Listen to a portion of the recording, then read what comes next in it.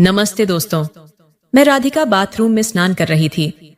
Bathroom का दरवाजा कांच का था, जिसका मतलब है कि अंदर वाला बाहर की छाया देख सकता है और बाहर वाला भी अंदर की छाया देख सकता है। स्नान के दौरान मैंने नोटिस किया कि दरवाजे के सामने कोई हिल रहा है। ये देखकर मैं एकदम रुक गई। फिर मैंने सोचा, ये क्या हो सकता है? शायद कोई संयोग से वहां से गुजर रहा है या कुछ और कर रहा है। मैं उलझन में थी कि क्या करूं।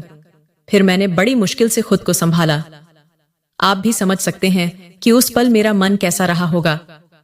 मैंने जल्दी से तौलिया लपेटा। तभी शायद उसने मेरी आवाज सुन ली। मैं बाथरूम से बाहर निकली और ऐसा दिखाया जैसे मुझे कुछ पता ही नहीं। न कुछ देखा न कुछ समझा। फिर मैं सीधे अपने कमरे में चली गई और जानबूझकर दरवाजा थोड़ा खुला छोड़ दिया। मैंने सोचा, अगर यह संयोग था तो वह दोबारा इधर नहीं आएगा, लेकिन अगर उसने जानबूझकर ऐसा किया तो बार बार आएगा। और सचमुच जैसा मैंने सोचा वैसा ही हुआ। मैंने देखा कि वह मेरे कमरे के दरवाजे के सामने से गुजरा और मुझे साफ दिखा कि वह मुझे ही देख रहा था।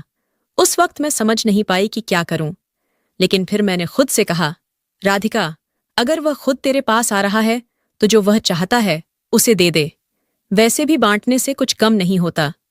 ये विचार आते ही मैंने खुद को उस पल के हवाले कर दिया। मैंने कपड़े बदले और एक हल्की पारदर्शी नाइटी पहन ली। फिर मैं ड्राइंग रूम में टीवी देखने चली गई। वह भी वहां बैठा था। उसने मुझे देखा और बोला, दीदी कुछ पीने को लाओ। मैंने प्यार से कहा, नहीं भाई, तुम रहने दो, तुम आराम करो। मैं कुछ मिठाई और 2 गिलास जूस लाती हूं, फिर हम साथ मिलेंगे। तब तक तुम कोई अच्छी फिल्म चुनो। इतना कहकर मैं चली गई। जब मैं मिठाई और जूस लेकर लौटी तो मेरा भाई एक एक्शन मूवी देख रहा था। मैंने कहा, यार क्या देख रहा है भाई? इसमें तो बस मारधाड़ है, इसे बंद करो। 2 मिनट रुको, मैं अभी आती हूं। मैं अपने कमरे में गई, एक पेनड्राइव लाई और बोली, देख भाई, मेरे पास इस पेनड्राइव में कई फिल्में हैं, चलो इन्हें देखते हैं। दोस्तों, मैं आपको बता दूं, मैं राधिका अपनी पेनड्राइव की फिल्मों की आदी हो चुकी थी। मेरे पति के देहांत के बाद भगवान उनकी आत्मा को शांति दे, मैंने तय कर लिया था कि अब जो भी मुझसे शादी करेगा वह सिर्फ मेरे पैसे के लिए करेगा। इसलिए मैंने फैसला किया कि मैं अकेले ही अपनी जिंदगी जीऊंगी और दोबारा शादी नहीं करूंगी। तब से मैंने वह सब शुरू किया और उन फिल्मों को अपने पास रख लिया। जब भी मन करता मैं उन्हें देखती और खुश रहती। लेकिन अब जब मुझे अपने भाई पर भरोसा हो गया तो मैंने सोचा, यह किसी और से तो बेहतर है। वैसे भी मैं एक बार अपने भाई को आजमा सकती हूं। ये कहानी तब शुरू हुई जब मैं विधवा हुई। मेरे पति के घर वाले मेरे साथ नहीं रहते थे, क्योंकि मैंने लव मैरिज की थी और उन्हें हमारा प्यार मंजूर नहीं था। मेरी माँ मेरे प्यार के साथ थी, तो उनकी सहमति से मैंने शादी कर ली। मेरे पति मुझे पुणे ले आए, जहां हम खुशी खुशी रहने लगे। लेकिन हमारा साथ सिर्फ 4 साल का रहा।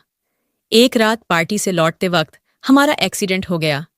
मैं बच गई, लेकिन मेरे पति मुझे छोड़कर चले गए। तब से मैं उनकी यादों के साथ इस 2 कमरों के घर में अकेले रह रही थी।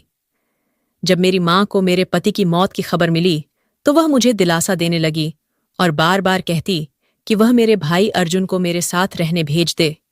वह कहती, राधिका कब तक अकेले रहोगी? लोग तरह तरह की बातें करते हैं। मैं कहती, माँ मुझे अकेले रहने दे, मैं खुश हूं। लेकिन माँ कहती, नहीं शादी कर लें। मैंने कहा, शादी बिल्कुल नहीं माँ। फिर माँ बोली, ठीक है तो अर्जुन तुम्हारे साथ रहेगा। मैंने कहा, ठीक है भाई को भेज दो, लेकिन शादी के लिए दोबारा दबाव मत डालना। इसके बाद अर्जुन मेरे साथ रहने आ गया। मैंने अर्जुन के लिए एक अलग कमरा तैयार किया, जिसमें एक कंप्यूटर रखा ताकि वह पढ़ाई कर सके। मैंने उससे कहा, अर्जुन तुम यहां रहो, लेकिन जो कुछ भी देखोगे या सुनोगे उसका जिक्र कभी मत करना। उसने पूछा, दीदी आपका क्या मतलब?